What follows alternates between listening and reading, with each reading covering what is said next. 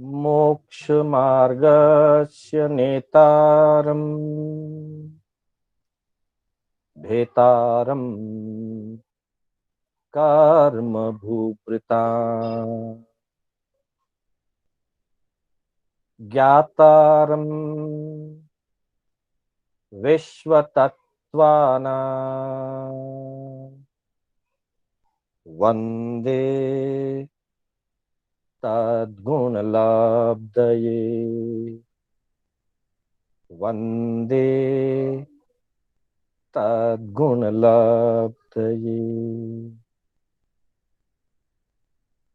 अनंत उपकारी आस्था के आयाम चरम तीर्थंकर श्रमण भगवान महावीर को वंदन। प्रभु की परंपरा में विचरण करने वाले परम उपकारी समस्त चारित्रात्माओं को वंदन। आत्मबंधुओं, सुशील माताओं एवं बहनों, श्री कर्नाटक जैन स्वाध्याय संघ के तत्वावधान में आयोजित तत्वार्थ सूत्र की इस कक्षा में मैं शांतिलाल बोहरा आपका हार्दिक स्वागत एवं अभिनंदन करता हूं। हमारी कक्षा पाप त्याग एवं धर्माचरण, विरति आचार और अतिचारों की शुद्धि के संबंध में चल रही है, जिसमें कल हमने 7वें अध्याय के कुछ सूत्रों का अध्ययन किया। आज हम उससे आगे बढ़ते हुए पहले सूत्रों का उच्चारण, जिसमें अनर्थदंड, विरमण, सामायिक व्रत एवं पौषध व्रत के अतिचारों की चर्चा आज हम करने जाएंगे। पूर्ण मंगल भावना के साथ, सर्व मंगल भावना के साथ सूत्रों का उच्चारण। कंदर्प कौत्कुच्य मौखर्या समीक्षाधिकरणोपभोगाधिकत्वानि। कंदर्प कौत्कुच्य मौखर्या समीक्षाधिकरणोपभोगाधिकत्वानि। 28वां सूत्र, योग दुष्प्रणिधानादर स्मृत्य नुपस्थापनानि। योग दुष्प्रणिधानादर स्मृत्य नुपस्थापनानि। फिर पौषध व्रत के अतिचार, 29वां सूत्र, अप्रत्यवेक्षित प्रमार्जितोत्सर्गादान निक्षेप संस्थारोपक्रमणानादर स्मृत्य नुपस्थापनानि। अप्रत्यवेक्षिता प्रमार्जितोत्सर्गादान निक्षेप संस्थारोपक्रमणानादर स्मृत्य नुपस्थापनानि। बंधुओं, इन 3 सूत्रों में अनर्थदंड विरमण व्रत, सामायिक व्रत एवं पौषध व्रत के अतिचारों की चर्चा हुई। इन अतिचारों को जान समझ करके हम निरतिचार आराधना करें, इस दृष्टि से अतिचारों की जानकारी हमें लेनी है। साथ ही कल हमने दिशा व्रत और देश व्रत की चर्चा करते हुए 18 द्रव्य दिशाओं का और 18 भाव दिशाओं का थोड़ा सा परिचय लिया था। उसी को पुनः एक बार पुनरावर्तन के रूप में 4 दिशाएं उत्तर दक्षिण पूर्व पश्चिम, 4 विदिशाएं ईशान कोण, वायव्य कोण, नैऋत्य कोण, आग्नेय कोण। इसी तरह से 8 अनुदिशाएं, अर्थात दिशा और विदिशा के बीच, यानी कि उत्तर दिशा और ईशान कोण के बीच एक, ईशान कोण और पूर्व दिशा के बीच एक, इसी तरह से हर दिशा और विदिशा के बीच का जो एक एंगल है उन्हें अनुदिशा कही गई। 4 दिशा, 4 विदिशा, 8 अनुदिशा, 16 एक ऊंची दिशा, एक नीची दिशा, ये 18 द्रव्य दिशाएं हैं। भाव दिशाओं को इन्हीं पर गठित किया गया है। 4 दिशाएं, कर्म भूमिज मनुष्य, अकर्म भूमिज मनुष्य, अंतर्द्वीपज मनुष्य और समूर्चिम मनुष्य, इनको प्रतीक रूप से 4 दिशाओं का नाम दिया है। ये कोई 4 दिशाएं नहीं है, जीवों के भेद हैं, प्रतीक रूप से इनको 4 दिशाओं का नाम दिया। फिर विदिशाओं के अंतर्गत बेंद्री, तेंद्री, चौरेंद्री और तिर्यंच पंचेंद्री को प्रतीक बताया गया। अनुदिशा के अंतर्गत पृथ्वीकाय, अपकाय, तेउकाय, वायुकाय, 4 स्थावर और वनस्पति के 4 विभाग, मूल बीज वनस्पति, पर्व बीज वनस्पति, स्कंद बीज वनस्पति और अग्र बीज वनस्पति, यो 8 विभाग स्थावर के किए गए प्रतीक रूप में, दिशाओं के प्रतीक में। ऊंची दिशा को देव गति से उपमित किया गया और नीची दिशा को नरक गति से उपमित किया गया। इस तरह से 18 भाव दिशाओं की चर्चा। द्रव्य और भाव दोनों अपेक्षा से हमारी आत्मा इन 18 प्रकार की दिशाओं, द्रव्य रूप से लोक की दिशाओं से और भाव रूप से इन 18 प्रकार के जीव विभागों में से कहीं न कहीं से आकर के हमारी आत्मा इस धरती पर वर्तमान भव में जन्म धारण किया है। यहां से जब आयु पूरा होगा, वापिस इन्हीं 18 दिशाओं में, द्रव्य की अपेक्षा लोक की 18 दिशाओं में कहीं न कहीं किसी न किसी दिशा में जहां हमारा आगामी भाव निर्धारित है, उस अपेक्षा से लोक की दिशा में, और जैसा हमने आयुष्य बंद किया हुआ है, वो स्थावर का हो, विकलेंद्रिय का हो, मनुष्य का हो, देव गति का हो, नरक गति का हो, जिस जीव ने जैसा आयुष्य बंद किया उस दिशा की तरफ, अर्थात उस जीव स्थान की तरफ जीव आयुष्य पूरा करके वहां फिर चला जाता है। तो उस अपेक्षा से आचारांग सूत्र के अंतर्गत प्रभु ने जीव के गमनागमन, जीव के भव भ्रमण को इन दिशाओं से उपमित करके समझाया। चित्र के माध्यम से भी इस बात को हम देख सकते हैं कि किस प्रकार से दिशाओं का वर्गीकरण किया गया। एक छोटा सा चित्र भी आपको इसके साथ भेजा गया है। आगे बढ़ते हुए अब हम, ये आपके सामने चित्र है और उसके बाद हम क्रमशः सूत्रों की आज की चर्चा करेंगे। आज के सूत्र में सबसे पहले 27वां सूत्र, कंदर्प कौत्कुच्च मौखर्या समीक्षाधिकरणोपभोगाधिकत्वानि, अर्थात कंदर्प, कौत्कुच्च, मौखर्य, असमीक्ष अधिकरण, उपभोग अधिकत्वानि। बंधुओं, ये अनर्थदंड विरमण व्रत के अतिचार हैं। जैसा कि पूर्व में हमारी चर्चा हुई, हम इस संसार में जीवन यापन करते हुए कई ऐसे कार्य करते हैं या करने होते हैं जो हमारे जीवन संचालन के लिए आवश्यक है, उपयोगी है। उस निमित्त से 6 काय जीवों का आरंभ होता रहता है और कर्म बंधन रूपी दंड आत्मा को मिलता है।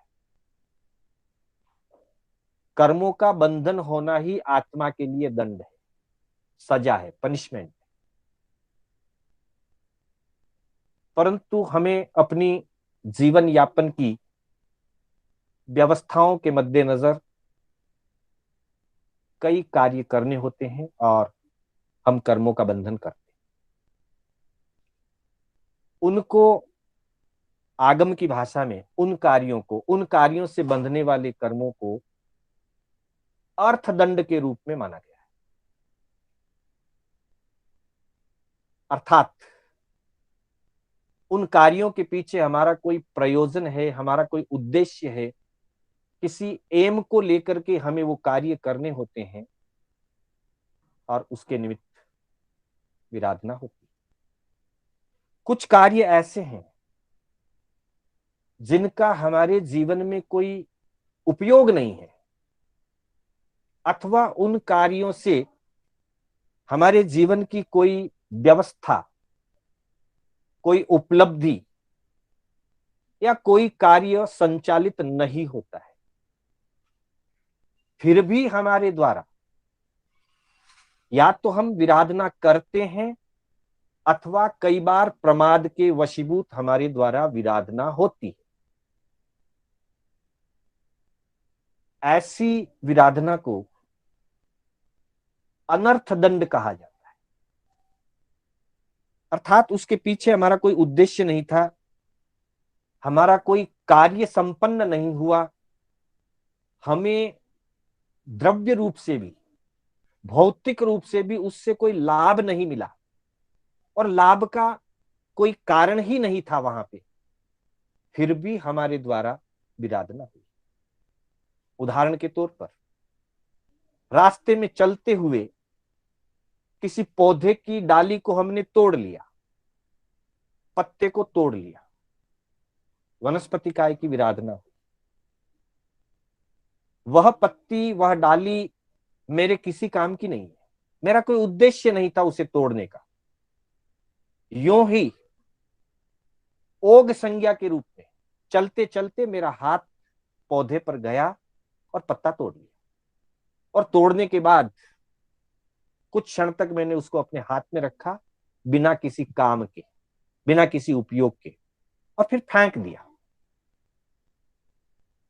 अनेक वनस्पति काय के जीवों की विराधना की, उद्देश्य क्या? कुछ नहीं, निरुद्देश्य किया, ये अनर्थ दंड है। अथवा अनावश्यक रूप से हम बिजली, पानी, पंखा चलता हुआ छोड़ देते हैं, भूल जाते हैं, दूसरे काम में लग जाते हैं, या जागरूकता की कमी के कारण छूट जाता है, उपयोग नहीं हो रहा है, कोई व्यक्ति नहीं बैठा है हॉल में और पंखा चल रहा है, अनर्थ दंड। अथवा अनावश्यक रूप से आर्त ध्यान और रौद्र ध्यान, ये हमेशा अनावश्यक ही होता है। आर्त ध्यान और रौद्र ध्यान कभी भी आवश्यक नहीं है, क्योंकि आर्त ध्यान और रौद्र ध्यान के निमित्त से कोई उपलब्धि नहीं होती। पुरुषार्थ करके व्यक्ति अपनी परिस्थितियों को सुधार सकता है या सुधारने के लिए पराक्रम कर सकता है, लेकिन आर्त ध्यान करके, रौद्र ध्यान करके, किसी का बुरा चिंतन करके, आर्त ध्यान के निमित्त इष्ट वियोग, अनिष्ट संयोग आदि की स्थितियों में, संयोग वियोग के अवसरों पर दुखित और पीड़ित होकर के आर्त ध्यान होता है, पर उससे परिस्थितियां नहीं बदलती, उससे कोई हमारा प्रयोजन सिद्ध नहीं होता। अथवा अनावश्यक रूप से बिना किसी उद्देश्य के, जो हमारा फील्ड नहीं है, जो हमारी जिम्मेदारी नहीं है, उसमें हम अनावश्यक वार्तालाप करते रहते हैं। इन सारी चीजों में अनर्थ दंड का सेवन होता है। उस अनर्थ दंड से बचने के लिए प्रभु ने हमें 5 अतिचारों के रूप में जानकारी दी। अनर्थ दंड वेरमणस्य समनो वास एनम पंच अय्यारा जानी अव्वा, न समायरी अव्वा, 5 अतिचार जो जानने योग्य हैं, आचरण करने योग्य नहीं है, तन जहा वे इस प्रकार है। कंदप्पे कुकुइये मोहरिये संयुक्ता ही गरणे उपभोग परिभोगा इरिते। अर्थात कंदर्प की कथा विषय विकार राग द्वेष आदि को बढ़ाने वाली चर्चा वार्ता और उस प्रकार के शब्दों का प्रयोग, ये सारा कंदर्प कहा गया है, जिससे मन में मलिनता बढ़ती है, मन में विकार भाव जागृत होता है, उत्तेजना जागृत होती है। ऐसी वार्तालाप से भगवान ने बचने का निर्देश फरमाया। ऐसी चर्चा वार्ता ना करें, ऐसी बातचीत ना करें, वार्तालाप ना करें जिनसे राग द्वेष बढ़ता है, विषय विकार और कषाय बढ़ती है, उत्तेजना बढ़ती है और परिणाम निकलता है पाप की क्रियाओं का। वो त्याज्य है, छोड़ने योग्य है, जानने योग्य है, आचरण करने योग्य है। कंदर्प के बाद कहा कौत्कुच्य, विभिन्न प्रकार की शारीरिक चेष्टा, हाव भाव ऐसे जो दूसरों को हंसाने का, जिसको अपने यहां भंड कुचेष्टा कहा गया है, मुख का आकार प्रकार, आंखों की आकृति या आंखों का घुमाना, जिससे लोगों को हंसने का अवसर मिले। कोई व्यक्ति भांड है, कोई व्यक्ति बहरूपिया है, वो उसका पैसा है, वो ऐसे काम करता है।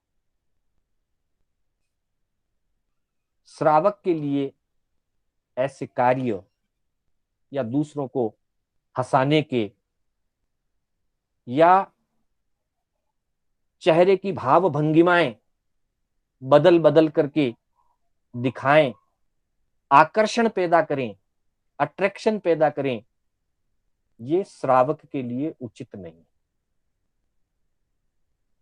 क्योंकि श्रावक का वो पैसा नहीं है, श्रावक का वो प्रोफेशन नहीं है। और जो चीज हमारे उपयोग की नहीं है, जिस चीज से हमारा जीवन संचालन या व्यवस्था के संचालन का संबंध नहीं जुड़ा हुआ है, वो क्रिया अनर्थदंड है, उससे बचना। मौखर्य, मुखर शब्द से मौखर्य शब्द बना है। मुखर का मतलब होता है बहुत अधिक बोलने वाला, बहुत ज्यादा बोल्ड, मुंह फट जिसको कहते हैं। एक होता है स्पष्ट वक्ता, स्पष्ट वक्ता होना गुण है, पर मुंह फट होना दोष है। कभी कभी लोग अपने आप को स्पष्टवादी कहने के नाम पर मुंहफट बन जाते हैं। मुंहफट नहीं बनना है। स्पष्ट वक्ता का मतलब ये होता है कि जो बात है किसी शंका लाज लिहाज के कारण या राग भाव के कारण छिपाता नहीं है, स्पष्ट रूप से कथन करता है, वस्तु स्थिति में प्रकट करने में घबराता नहीं है और वास्तविकता को स्पष्ट रूप से प्रकट करता है, लेकिन उसमें जिद नहीं होता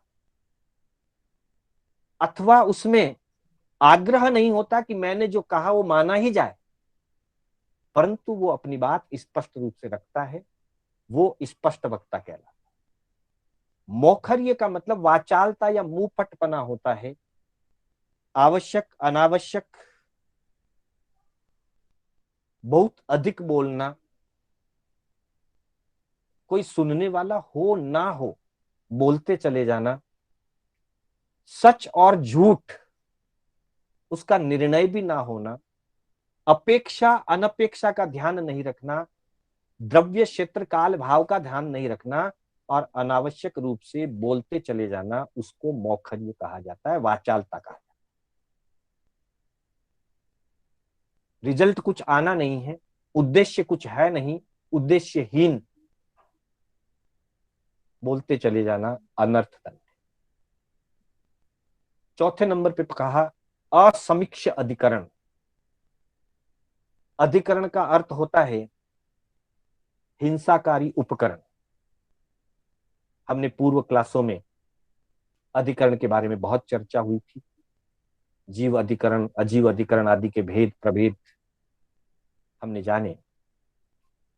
यहां मुख्य रूप से अजीव अधिकरण की अपेक्षा से, हिंसक उपकरणों की अपेक्षा से अधिकरण, हिंसा के आधार, पाप के आधार के जो साधन हैं या पाप करने के लिए जो साधन आधारभूत बनते हैं, उनको अधिकरण कहते हैं। असमीक्ष्य, बिना समीक्षा के, समीक्षा का मतलब होता है एनालिसिस, सोच विचार करके जितना चाहिए होता है उतना रखा जाता है। घर में उखल की भी जरूरत होती है, घर में कैंची की भी जरूरत होती है, घर में चाकू की भी जरूरत होती है, पर व्यक्ति समीक्षा करके मुझे कितना चाहिए उतना रखता है, तब वो अनर्थ दंड रूप नहीं। लेकिन असमीक्ष, बिना सोचे समझे दुनिया भर के साधन इकट्ठे करें, फिर जरूरत पड़ने पर खुद भी उपयोग करें, अनावश्यक उपयोग करें, अन्य लोगों को उपयोग करने के लिए बांटें दें, ये असमीक्ष, समीक्षा नहीं की कि इससे हिंसा होगी, पाप लगेगा, जीव विराधना होगी। जितना मुझे जरूरत है, ग्रस्त जीवन जी रहा हूं, मिनिमम इतने से के बिना मेरा काम नहीं चलता, उतना तो रखना होता है, पर अनावश्यक रूप से अधिक इकट्ठा नहीं किया जाता। आगम में जिसको कहा है संयुक्ता ही गर्ण्य, इकट्ठे करके रखना, संग्रह करके रखना, जरूरत से ज्यादा इकट्ठा करना, अधिक रखना। और वैसे ही उपभोग अधिकत्वानि, भोगोपभोग को बढ़ाना, भोगोपभोग के साधनों को बढ़ाना, आवश्यकता के अनुसार शरीर और शरीर की जो मांग है, भोजन पानी वस्त्र, इनकी व्यवस्था करना अनर्थ दंड नहीं है, कर्म बंधन का कारण है, दंड जरूर है पर अनर्थ दंड नहीं। लेकिन अनावश्यक अधिक बढ़ाना, उपभोग के साधनों को बढ़ाना, संग्रहित करना, 10 जोड़ी कपड़ों की जरूरत है, उसके बावजूद 40 जोड़ी पड़े हैं, फिर इकट्ठा करें और 10 खरीदें। किसी भी रूप में, वस्त्र ही नहीं, कोई भी भोगोपभोग के साधन, भोगोपभोग के साधनों को इकट्ठा करना, साधनों के इकट्ठा करने से मन के परिणाम भी उसमें जाएंगे, और जब मन के परिणाम उसमें जुड़ेंगे तो मर्यादाएं पालन करना कठिन होता है और उपभोग परिभोग बढ़ जाते हैं। इस तरह से अनर्थ में अनावश्यक रूप से लगने वाले कर्मों से बचने का संकेत। सबसे पहले अनावश्यक कर्मों से बचना, फिर जो आवश्यक है उनको मर्यादित करना, फिर घटाते जाना। यह आराधना के मार्ग में आगे बढ़ने का एक क्रम है। इसलिए अनर्थ दंड विरमण व्रत के अंतर्गत अनर्थ दंड से होने वाली विराधना के त्याग का प्रभु ने संदेश दिया, और साथ ही उसकी दृढ़ता के लिए इन 5 अतिचारों से बचने का संकेत। अगले सूत्र में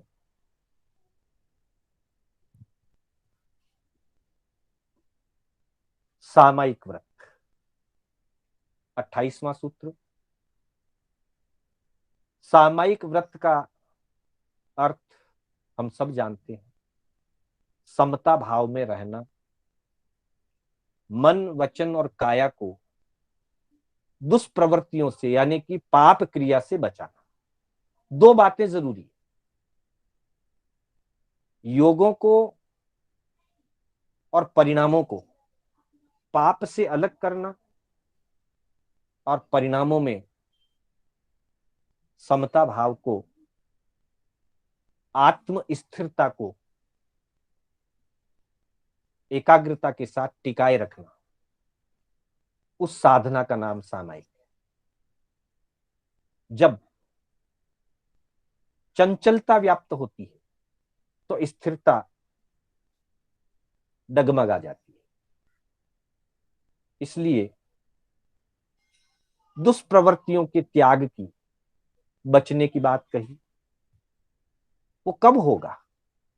जब हमारा साधना के प्रति, सामायिक आराधना के प्रति हमारा आदर भाव होगा, बहुमान भाव होगा और साथ ही जागरूकता रहेगी कि मैं श्रावक हूं, मैं सामायिक व्रत में हूं और व्रत में रहते हुए मुझे किन किन बातों का ध्यान रखना है।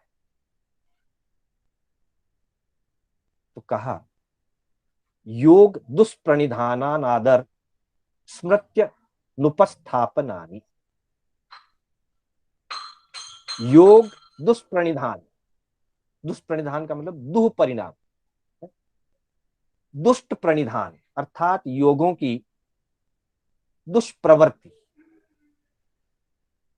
मन की दुष्प्रवृत्ति, आर्त ध्यान रौद्र ध्यान होता है।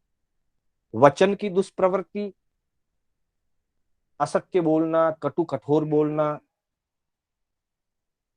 मर्मकारी, छेदकारी, भेदकारी भाषा का प्रयोग करना, मिश्र भाषा का प्रयोग करना, अथवा आवेशपूर्ण भाषा का प्रयोग करना, अनादर रूप में भाषा का प्रयोग करना, ये सारा वचन का दुष्प्रणिधान है।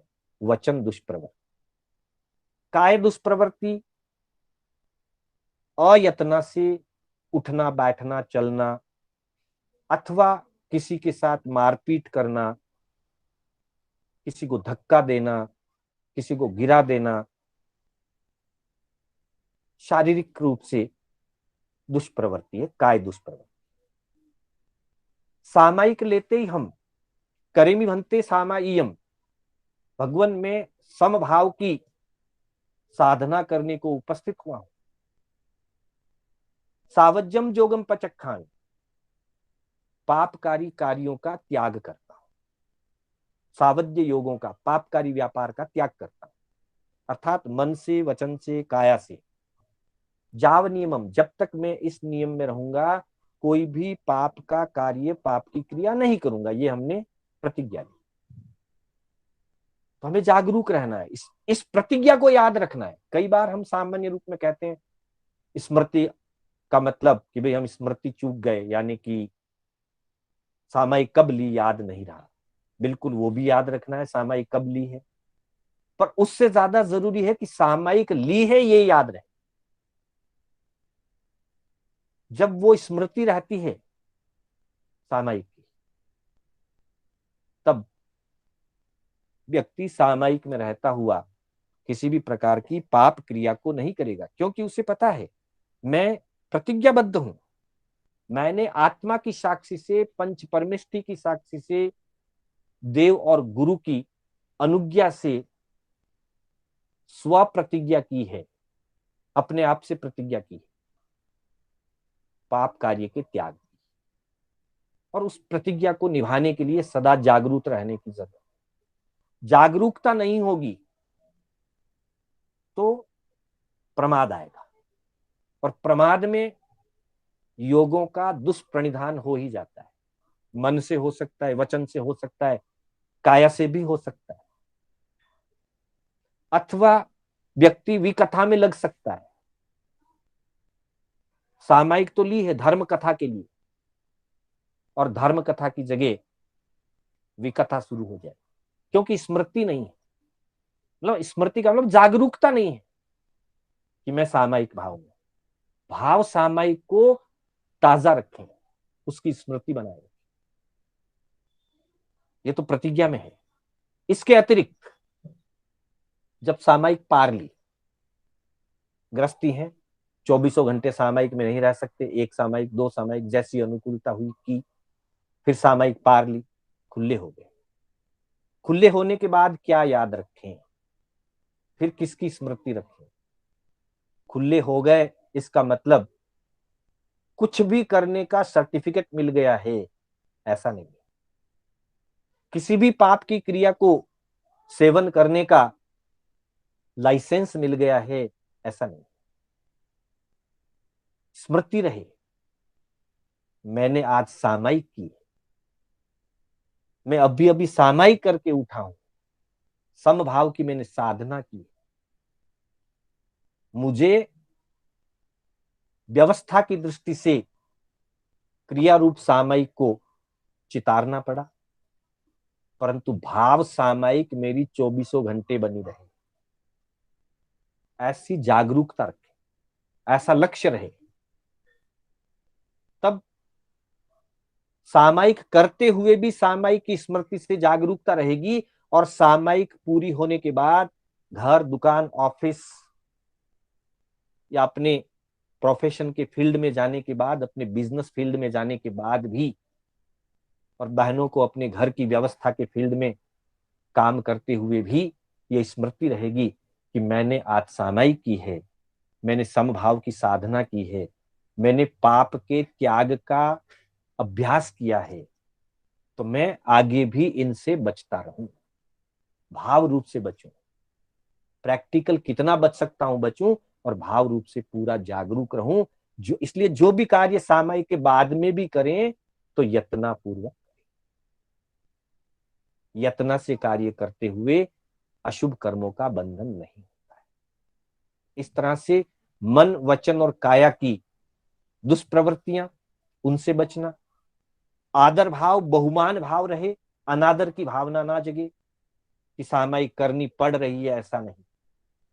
सामायिक व्यक्ति अपने अंतर मन से करता है, आदर पूर्वक करता है, बहुमान पूर्वक करता है, और स्मृति को ताजा रखता है, स्मृति को अनुपस्थित होने नहीं देता है। स्मृति अनुपस्थित हो गई मतलब स्मृति चली गई, याद ही नहीं रहा कि मैं सामायिक हूं, वो जागरूकता का भाव नहीं रहा, ऐसा ना हो।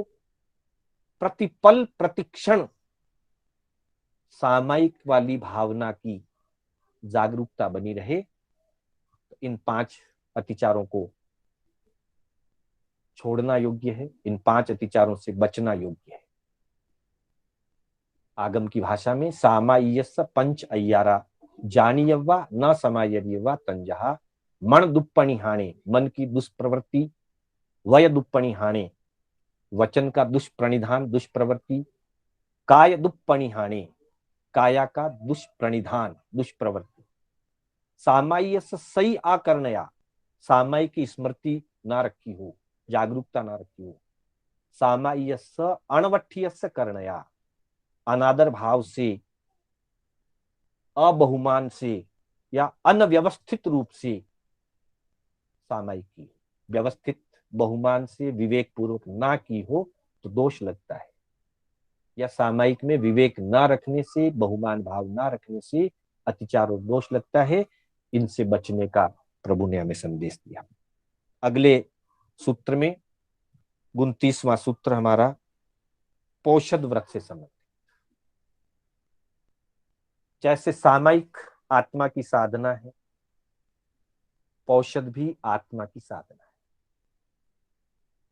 पौषध का अर्थ ही यही है जो आत्म गुणों का पोषण करे, ऐसी साधना जो आत्म जागृति का पोषण करे, आत्म उन्नति का पोषण करे, आत्मा की उज्जवलता और पवित्रता का पोषण करे, पोषण करने वाला पौषध व्रत है। श्रावक के व्रतों की अपेक्षा से 11वां प्रतिपूर्ण पौषध व्रत होता है। प्रतिपूर्ण जब लेना होता है अहोरात्रि काल का, तब प्रतिपूर्ण पोषद व्रत शब्द का प्रयोग किया जाता है। कभी किसी को प्रतिपूर्ण नहीं लेकर के देश पोषद लेना हो, शाम को 4-5 बजे पोषद ग्रहण करना हो, तो वो पोषद व्रत कहेगा, प्रतिपूर्ण शब्द का प्रयोग नहीं। तो पोषद दोनों रूप से लिए जा सकते हैं। प्रतिपूर्ण पोषद में संपूर्ण रूप से अहोरात्रि काल पर्यंत 4 आहार और सभी प्रकार के पापों की त्याग की व्यवस्था। देश पोषद में मुख्य रूप से रात्रिकालीन पोषद, शाम को ठीक समय पर प्रतिलेखना आदि करके पोषद को स्वीकार किया। पूरी रात्रि आत्म जागृति, धर्म आराधन में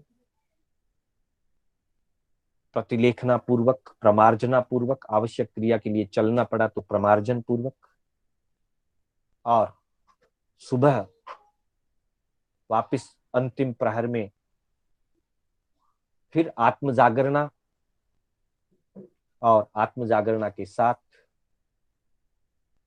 काल के अनुसार स्वाध्याय, प्रतिक्रमण, फिर सूर्योदय के बाद प्रतिलेखना, शुद्धिकरण, ये सारी क्रिया पोषद की।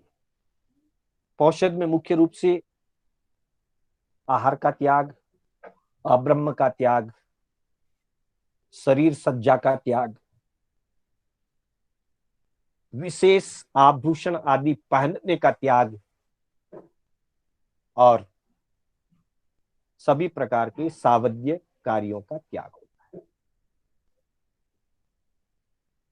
उन 5 प्रतिज्ञाओं के साथ पोषद व्रत की आराधना की जाती है। पोषद व्रत में भी व्यक्ति की शारीरिक क्रियाएं, लघु शंका आदि की व्यवस्था जरूरी होती है। रात्रिकालीन प्रहर रात्रि आने तक शयन ना करें। दिन में पोषद में शयन नहीं होता, दिन में नहीं सोना है। पोषद की आराधना वाले श्रावक श्राविका को दिन के समय में, हाँ, कोई आवश्यक कारण हो जाए, असाता कारण हो जाए, वो एक अलग बात है। सामान्य नियम से दिन में शयन नहीं है। रात्रि में भी जितनी धर्म जागरणा कर सके अच्छी बात, पर कम से कम पहले प्रहर तक धर्म जागरणा का नियम है। एक प्रहर रात्रि के बाद शरीर को आवश्यकता लगे तो आराम करना पड़ता है, अन्यथा धर्म जागरणा। तो ऐसी स्थितियों में उठते बैठते हुए, चलते हुए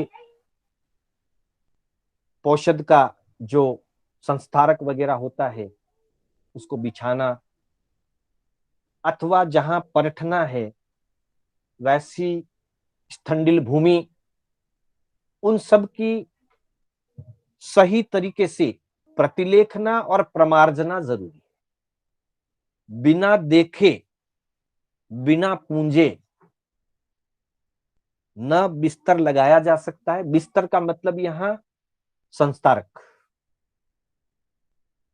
जो साधना के योग्य बिछौना है। बिना प्रमार्जित किए, बिना प्रतिलेखना किए चद्दर, कंबल ओढ़ने का, बिछाने का कोई भी उपयोग नहीं होता है। अगर गलती से कर लिया गया तो दोष लगता है। इसलिए कहा अप्रत्यवेक्षित, अर्थात बिना देखे, बिना प्रतिलेखना किए। प्रतिलेखना का मतलब देखना होता है। अप्रमार्जित, बिना प्रमार्जना किए, यानी कि बिना पूंजे। पहले देखा जाए अच्छी तरह से स्थान को, सैया को, चद्दर को अच्छी तरह से देखा जाए। उसके बाद भी सूक्ष्म चीज दिखाई नहीं देती है, तब पूंजनी या डांडिया के उपयोग से स्थान को और वस्त्र आदि को पूंजा जाए। रात्रिकालीन गमन करना हो आवश्यक क्रिया के लिए, तब पूंज करके चले। और सूर्यास्त के पहले परठने की भूमि निर्धारित करके प्रतिलेखना प्रमार्जना करके रखे, उसी स्थान पर उत्सर्ग किया जाता है। उत्सर्ग का मतलब होता है विसर्जन करना, लघु शंका आदि विसर्जित करना है तो अच्छी तरह से देखी हुई, अच्छी तरह से पूंजी हुई, व्यवस्था अनुकूल स्थान पर उत्सर्जित किया जाता है, विसर्जित किया जाता है। और कोई वस्तु चद्दर वगैरह जो भी लेना है वो भी अच्छी तरह से देख करके और अच्छी तरह से पूंज करके। कोई वस्तु रखना है, मान लीजिए भाजन का प्रयोग किया, वापिस आकर के भाजन ठिकाने रखना है, पहले पूंजना फिर रखना। डांडिये का उपयोग किया, डांडिया वापिस आके रखना है तो भी पूंज करके फिर डांडिया रखना है। अर्थात भूमि या साधन, सैया, धर्मोपकरण, डांडिया, पूंजनी, भाजन, पुस्तक, इन सभी चीजों के लेने और रखने में पूर्ण यत्न हो, इसलिए प्रमार्जित करके प्रतिलेखना करके प्रयोग किया जाए। संस्कार का मतलब होता है बिछौना, उपक्रमण यानी उसको लगाना। बिना पूंजे, बिना प्रतिलेखना किए कोई वस्तु ले नहीं, कोई वस्तु रखे नहीं, किसी चीज को परखे नहीं और बिस्तर आदि बिछाए नहीं।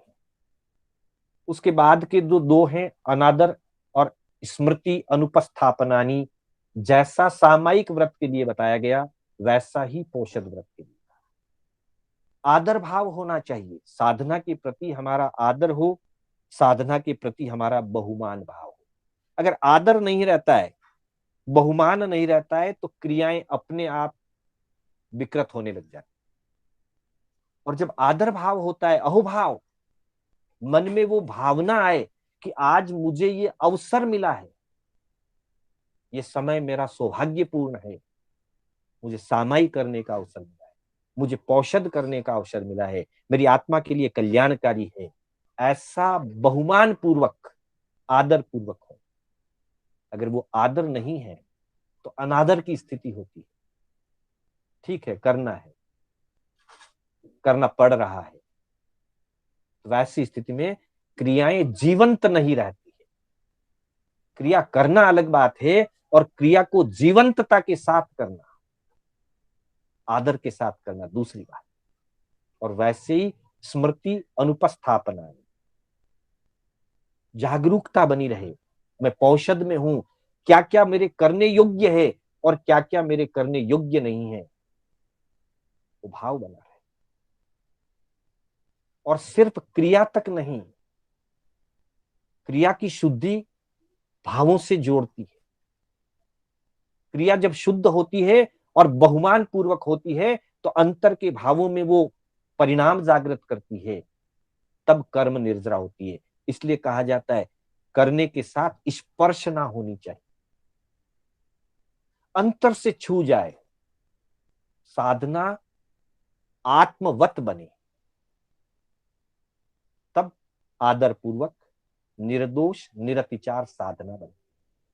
आगम में पोसहो वासस्स समणो वासयनम पंच अय्यारा जानीयव्वा न समायर्यव्वा तंजहा अपडिलेहीय दुपडिलेहीय सिज्जा संथारी। सैया और संस्थारक, संस्थारक का मतलब बिछौना, सैया का मतलब स्थान, बिना प्रतिलेखना के या ठीक तरीके से बिना, अच्छी तरह से बिना प्रतिलेखना के, आप पढ़ी लीजिए प्रतिलेखना की नहीं, और दू पढ़ी लीजिए की तो सही पर नियम पूर्वक, विधि पूर्वक, यत्ना पूर्वक नहीं की, दोनों गलती है, अतिचार है। अपमज्जीय दुपमज्जीय सिज्जा संथारे, देखने के बाद पूंजनी से डांडिया से प्रमार्जना नहीं की, या की तो ठीक तरीके से नहीं की, सैया और संस्थारी के दोष है। अपड़ी लेहिय दु पड़ी लेहिय उच्चार पार्श्वण भूमि, जहां मुझे परखना है, जो स्थान निर्धारित मैंने किया है उसे उचार पार्श्वन भूमि कहते हैं, स्थंडिल भूमि। लघु शंका दीर्घ शंका के लिए जो स्थान निर्धारित किया जाता है उस स्थान को भी अच्छी तरह से देख करके पूंज करके निर्धारित किया जाता है। देखा ही नहीं या ठीक तरीके से नहीं देखा तो अपडिलेहीय दुपडिलेहीय उच्चार पार्श्वन भूमि, और उसके बाद देखने के बाद पूंजा जाता है। पूंजा ही नहीं या ठीक तरीके से नहीं पूंजा तो अपमज्जीय दुपमज्जीय उच्चार पार्श्वन भूमि, अर्थात उच्चार पार्श्वन भूमि को और सैया संथारे आदि को देखना, अच्छी तरह से देखना, पूंजना और अच्छी तरह से पूंजना, उसमें गलती ना हो, अयतना ना हो। और साथ ही पोषहोपवास, पोषद उपवास, प्राय उपवास व्रत के साथ पोषद होता है। दूसरा, वर्तमान में जो दया रूप है, आगम में संख पुष्कली जी के वर्णन में उसको आहार के साथ पौषध की संज्ञा दी है। वर्तमान की ज्यादातर परंपरा पौषध के साथ उपवास की। पौषध उपवास को सम्मम अननुपालन, अगर मैंने सम्यक रूप से उसका अनुपालन नहीं किया, सम्यक रूप से अनुपालन का मतलब है जो जो नियमावली प्रभु ने पौषध के साथ निर्धारित की है, जो जो विधि आचार्य भगवंतों ने निर्धारित की है, उसका सम्यक रूप से अनुपालन होना चाहिए। अगर उसका सम्यक अनुपालन नहीं होता है तो फिर सम्मम अननुपालन, अननुपालन या अनुपालन सम्यक रूप से नहीं हुआ ऐसा दोष लगता है। इसलिए पौषध में जब भी हम पौषध की आराधना में हो, प्रतिलेखना और प्रमार्जना का पूरा ध्यान रहे, आदर भाव बना रहे, स्मृति और जागरूकता बनी रहे, साथ ही आवश्यक क्रिया से अगर जाना आना पड़े तो वो एक पाठ होता है कि जाते हुए अवश्य उच्चारण करना चाहिए, पूंज करके परखना चाहिए, नीचे बैठ करके 4 अंगुल दूरी से परखना चाहिए, अच्छी तरह से परखना चाहिए।